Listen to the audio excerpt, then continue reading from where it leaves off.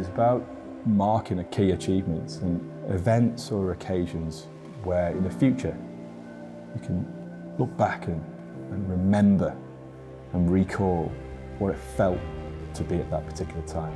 My gift to is a pen that he signs his contract with. There's a lot of historic symbolism around the blazer. It's a reminder to the boys of the fact they're writing a chapter of the most amazing book. You know, everybody remembers when they first got their blazer. It's an honour. It's an honour for you to receive this. And you've joined a select group of people.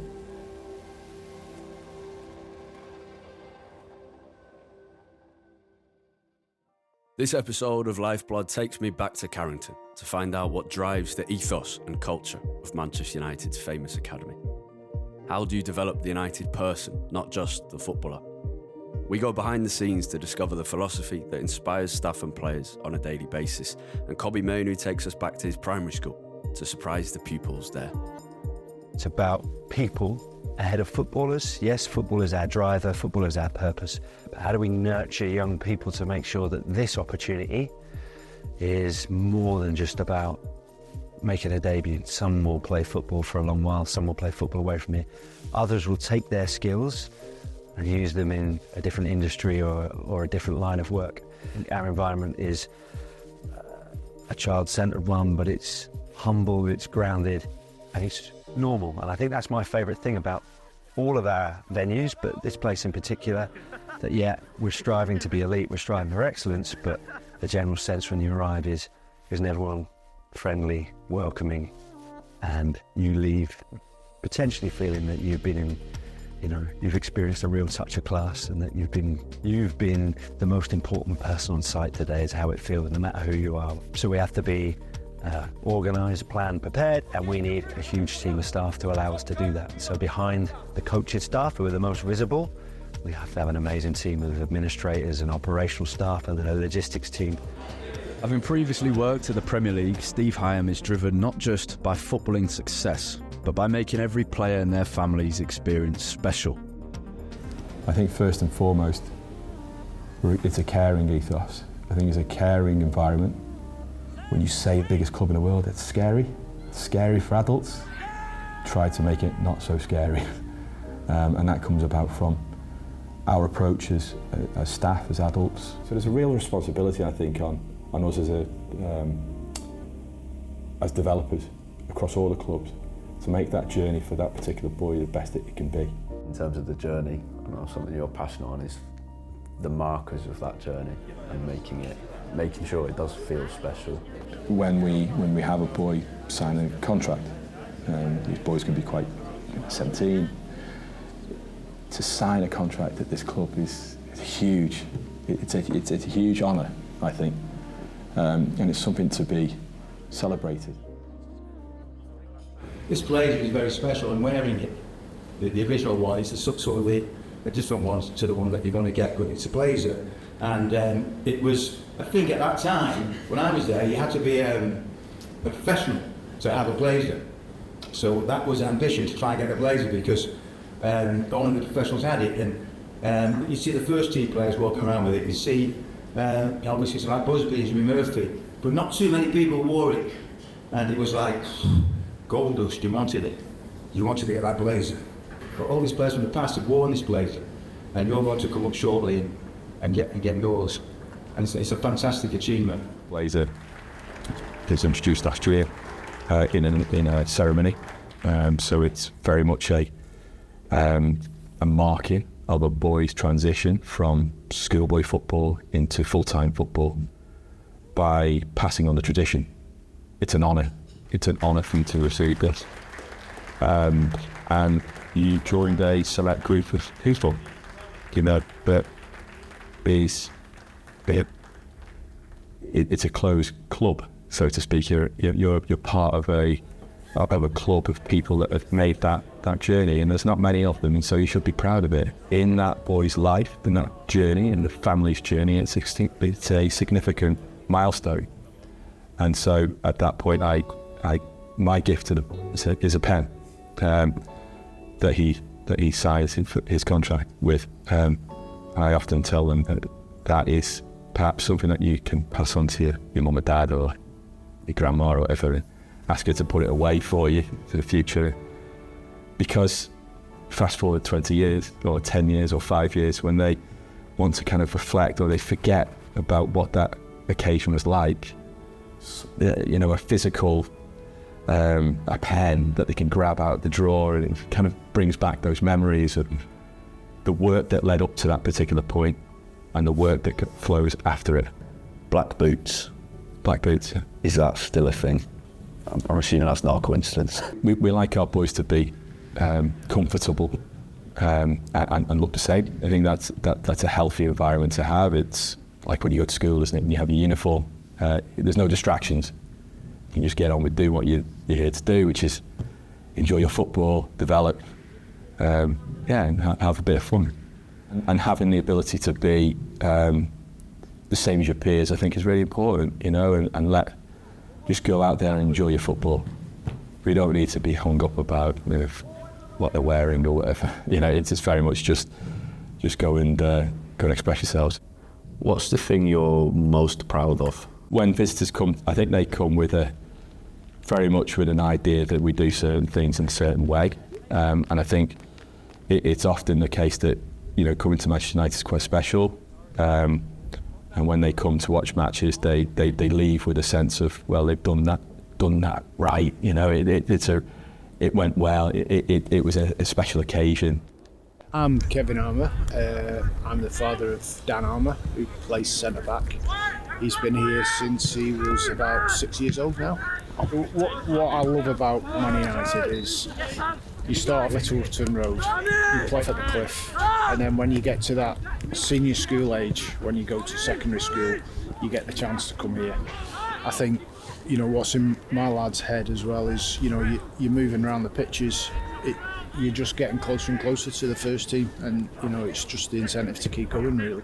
I am Ryan Mills, Albert Mills. My son plays for the under-16s. He's been here since he was 8, I think, so he's been here kind of from the start. He'll come home and he will see first-team players, and you see them driving in and out, and, you know, he'll occasionally see them in the canteen or whatever it might be, and I think that means that it feels like something you kind of can achieve if you want to. It's not they're over there, we're here, and they create a good, friendly environment for them to actually enjoy their football. So to some extent, for Albert, I think it feels like he's actually kind of playing for his local team. You know, they want the best people, they want people to progress, they want them to do well and all the rest of it, but actually they create a friendly atmosphere that I think is conducive to people coming here and enjoying it. I don't think it feels too high pressure. I think they're kids who come here, they enjoy their football. The higher up they go, the more serious it becomes. So when those kind of things do come along, like the Blazers, and, you know, I think next year he goes to first team games quite a bit and all of that. Like I say, you know, it's exciting, but at the same time, I think because they've been here for a few years, and because of the atmosphere here, and it is a kind of nice friendly atmosphere, they sort of take it all in their stride. From a parent's perspective, how would you sum up what the kind of ethos is here? Yeah, I think another great thing about United is they want you to try and take that player on, they want you to take the extra touch, they want you to play a ridiculous pass, you know, and it's just a great way to try and bring the best out of you, because you're not going to get berated from the sidelines off your coach if you make a mistake. You notice there's always a handshake, there's always a hello. That must be a deliberate kind of instruction that you can't just walk past someone. You need to acknowledge why they're there and their role. It starts very, very early with the boys, from a very young age when they arrive at Littleton Road, and they're there for a training session or a game at Littleton Road. The high fives then start to turn into handshakes as they get older. That management of the kids and their interaction with adults is something that it's not by accident, and it's down to the expertise of my colleagues in coaching and other support areas, where they have those relationships with kids from when they're 8 years of age, helping them to develop these skills that will hopefully stand them in good stead for their lives, not just in football, in lives in general. We have a fine-tuned programme where we have experts waiting for kids to arrive and deliver certain sessions to them. My name is Kobbie, and I passionately believe that the safest athlete is an educated athlete. And everything we're going to do today is about how to keep you guys safe and be the best version of yourselves online. So for you guys, you are wearing one of the most famous and most recognisable badges in the world, and you've earned that. So it wasn't given to you, but earned it by your skill and talent, and that is incredible and an amazing achievement. But with it comes different responsibilities than your friends. I guess we would be looking at 3 strands really to our education offering, supporting the formal education programme throughout the journey of 9 to 16s, and then when they come to be full-time with us as scholars and under 21s, continuing that journey. Also, it's a case of the vocational activities we might be doing, so bringing things to life in their qualifications. And the United Education side is about developing the person and adding value to their all-rounded education. So we've got partnership, a long-standing partnership with Ashton and Mersey School, 30 years in the making, which is phenomenal, probably the longest standing partnership in the country, where we've seen lots of our young academy players come through that programme and perhaps play for the first team. And also we've got a more recent partnership with Manchester Grammar School, where with a more focus on an academic offering, with the ability to perhaps progress into do A-levels when you are of the age of 16 to 18. UA92 is a new project where we're able, in a university setting, able to do some of our project work there, and that link with UA92 is also our under 12s as part of their Christmas Truce project. Went to use the Igloo, which is a 360 degrees immersive learning, I think it's called, where they were able to visualise being in the trenches of the First World War. The projects are really focused in the youth development phase, so with the Christmas Truce project with our under 12s, the Munich project with the under 13s, and the under 14s are doing the Holocaust project. Under 15s, Duke of Edinburgh, which we're about to embark on this year's expedition up in the Lake District in a couple of weeks' time, which is a really good programme that encourages that development of a person. The kids here go to more places than most adults. And it serves 2 purposes. Like, even as a man in his 40s, I've been places I never would have been to if it weren't for this football club, and I've been amazed by some of the experiences I had the privilege of taking part in, really. Why is that important? Well, it's important because it will facilitate success at first team level if you can cope with all of those environments. But equally, there'll be players that you don't know about, that haven't played first team, that probably don't have a football career. Yet they'll have travelled the world and made friends and visited incredible cities and had a go at new languages and tried new foods, and I don't know, in Hong Kong they'd have been in a dragon boat race or climbed a mountain. It's like, it's not normal stuff. And I stand by the fact that I believe academies are amongst the most inspirational learning environments there are, bar none. They're diverse, they're rich in experiences, they're life-changing. Thinking of our oldest players, we might be looking at preparing them for loan with some of the practical skills around cooking, learning about their finances, how to manage a budget, some training on driver awareness that's going to help them with their independent skills later on in life. So what we're going to do, lads, first things first, okay? Tip for steak is getting prepped like everything. So we've got salt, pepper, onions. I know everyone's probably going to do the old salt over the top, okay? So try and keep it clean if you can. And then we will get kind of our butter, garlic, herbs, and start basting it as well. So today, as part of the players' life skills and education pathway, we've been doing a session based around nutrition, but also the practical skills they need to learn. So we've identified that there's a real need for them to learn, obviously, the theory around nutrition, but also how they can practically apply it. So today we've done some really nice steaks and encouraged the boys to have a go at actually preparing that themselves and hopefully seeing that through so they can cook it at home. The lads wouldn't necessarily see a piece of meat at home like this. What we're trying to do is create an environment where they feel comfortable with cooking at home, or if they're in digs or anything like that, where obviously if you see a big piece of meat, it looks challenging, it looks scary, it's like, how do I tackle this? So what we're trying to do is break it down a little bit and just make it very simple. And if they have any questions or concerns about what is it do I actually do with this piece of meat, what part of the animal is it from, like how do I break that down, how long does it take to cook? These are all the questions that essentially sort of hold off a little bit for the boys. Don't think anyone was expecting it, but we're trying to challenge them a little bit. And you know, we're getting more and more of the players now showing a desire to want to learn how to cook. You know, it might be for them to do at home, but also whether it's cooking for family, but even preparing them for if they do end up going on loan. It's a vital skill that they need to have to be self-sufficient as players, but also as people. Maxie, what have you gone for? Medium? Medium rare? Yeah, medium rare. Got some fillet steak here. Obviously we had to take advantage of our, what we've got in, so. Yeah. You cooked steak before? Nah, first time. That's it, mate. It's what, sorry? Yeah, wedgies are coming up. I'm ready to go. I'm ready to go now. Why has he still got his steak in the pan? I don't know. He's trying to make I don't know.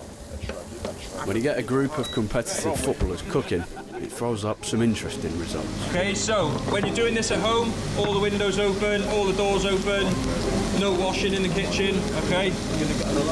Probably will get an alarm, but I'll back you. It's quite thin, yeah, perfect.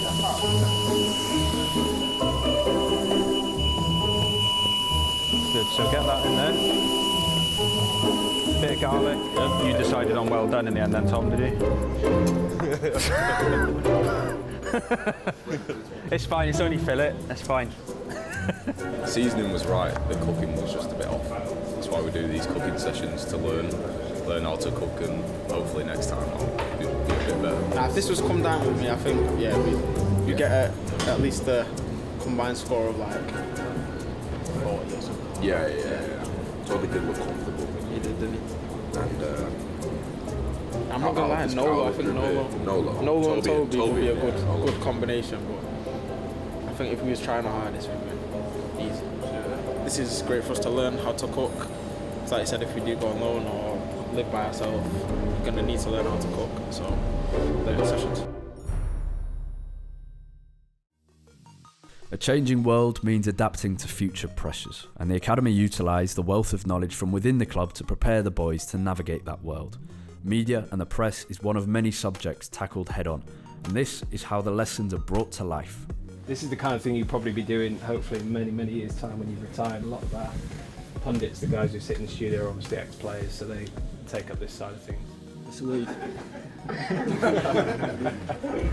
They come in, we try to replicate a match day environment, so pre-match, post-match, media scrum, mix zone, etc. We try to replicate lots of different scenarios, so after a big win or after a big loss, put them under stressful situations with lights and lots of people. What do you think about now going into the next year? How do you bounce back from this? We've just got to regroup, have a good training week and just make sure we put it right. Probably a key thing to think about here, and this is where you two will be at an advantage, is that, because now you've heard this, is that you just need to have in your head, like after a game, what are the key points that you want to actually bring across? We could do this in another way, we could do this in a classroom setting, talk about media training, but actually coming in and seeing what it's really like, and linking in with other departments at the club is fantastic, because it's real life, and and it gives them a real insight to know what it's really like. We have world-class social media teams, world-class editorial teams, journalists, writers, podcasters. So we're able to draw on all of that experience and all of those people to help the Academy as they go through their journey. It's different experiences for all the lads. Some with the best of the interview abilities, some not so good, but it's been good, and it's been good to, like I say, get the experience and face the challenges and the questions that we've been put up against. Yeah, I think it's great. Some people might think it's a bit easier than their phone, but it's not that easy, So you have to be social media trained, because you don't want to be saying some stuff wrong and that goes out and maybe you get done for it. So I think it's good. So it's definitely a skill that you need to learn. Yeah, 100%. Yeah. Winner last minute against Man City. How's that feel? Obviously, it's a great feeling. obviously it's one of our biggest rivals, so scoring the last minute win against them, it was beautiful. Thank you very much. Thank you very much. Lost it, mate. When you speak to Academy staff, you hear one phrase pop up again and again: a united person. We all probably have our own ideas of what that is and of who that is, but what does it mean to those responsible for developing these people? So we've got some simple statements that we think sum up a united person.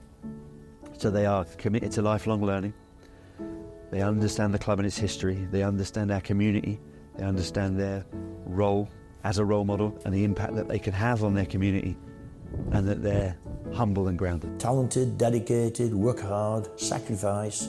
And I'm only repeating what Sir Alex said, so it's nothing new. I used to love going into the boss's, Sir Alex's office. I used to go in there with players when we were signing them.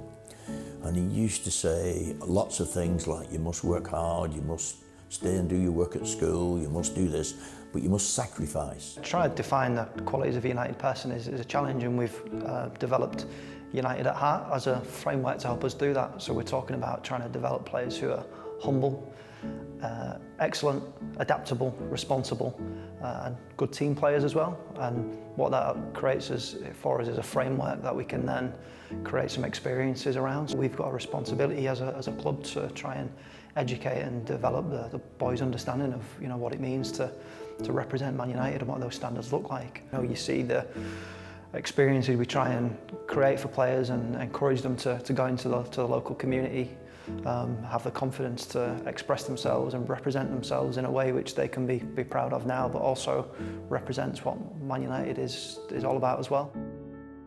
Kobbie Mainoo is the embodiment of a united person, and it was no surprise then when he invited us along to go back to his old primary school, and we were more than happy to tag along. Come on through. Jordan, I've got a special visitor to come and say hello. How are you? Okay. I can see by your faces you're looking a little bit shocked right now. Put your hand up if you recognise this person. We can tell him why we know of him. He's a professional footballer. Because he is a professional footballer. Which team does he play for?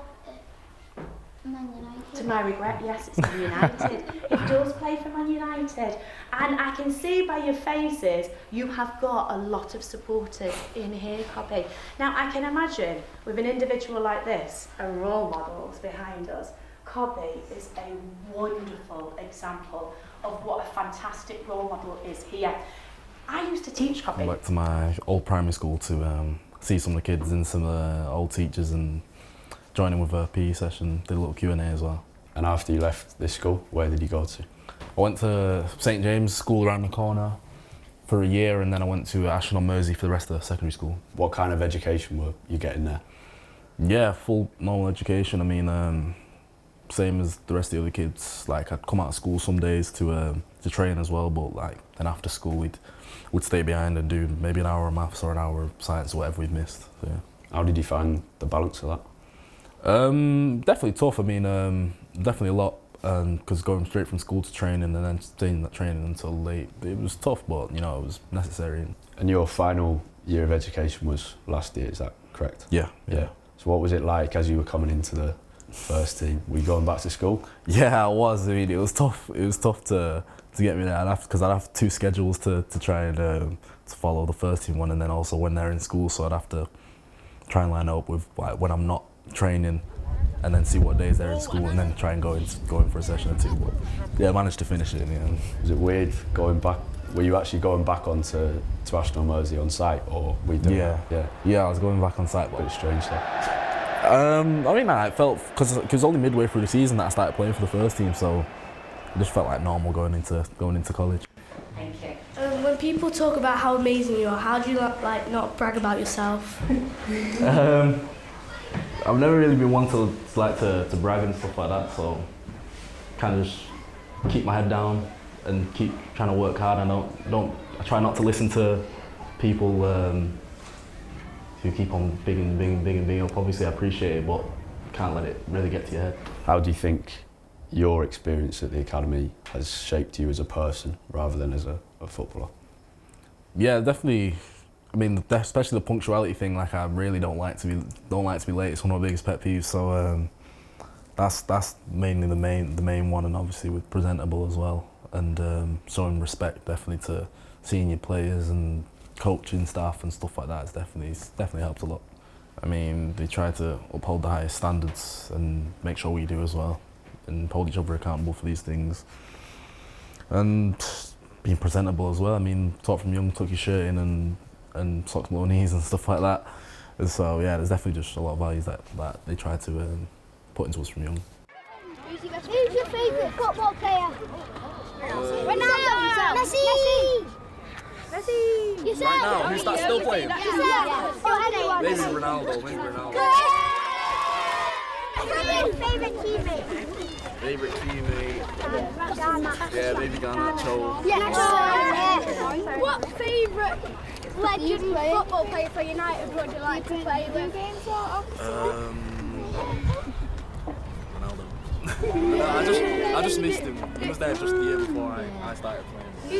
When you get to 15, 16, there starts to be more workshops to do with life skills. Yeah, I remember doing a few with like finances and taxes and stuff, and then we did and then the extended driving license thing. But yeah, they're definitely good to have, skills to have, because especially with footballers, you end up living on your own fairly quickly. A lot of players. So loans definitely have been eye-opening for a lot of players, because a lot of the players are from Manchester and live with parents their whole life. So yeah, those workshops and stuff definitely helped them.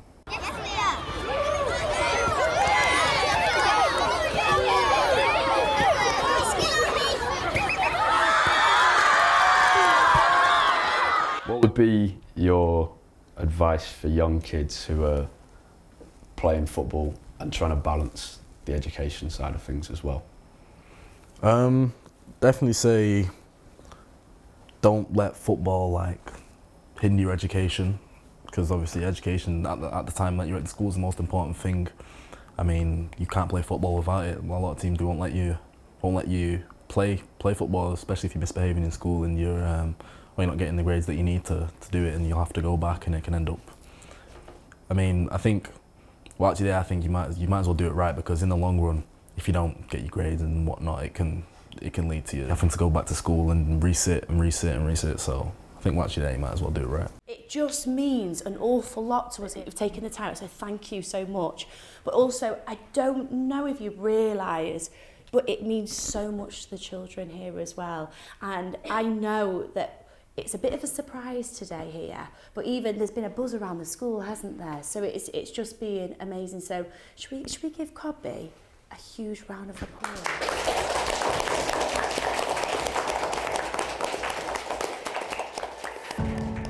A united person, united people, they can have such a big impact.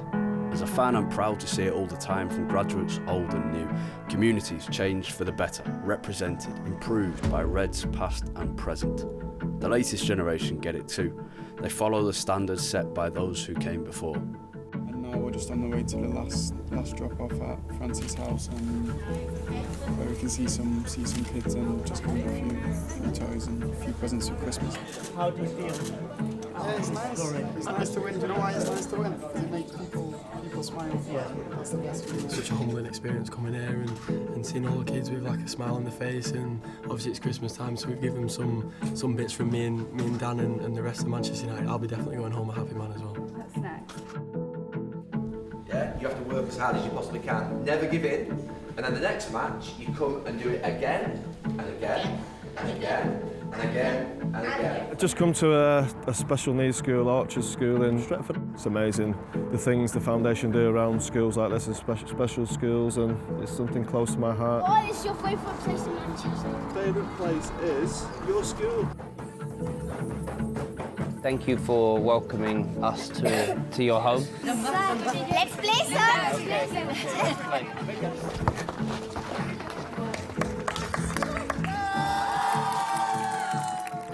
Because before Kobbie, there was Sir Bobby, perhaps the man who embodied this all best.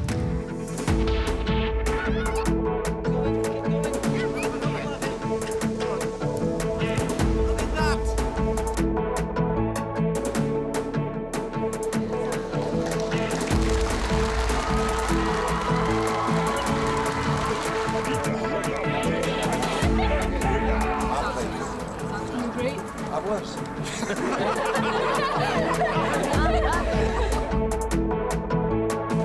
Who's your favourite player, Phoenix? Kobbie Chelsea.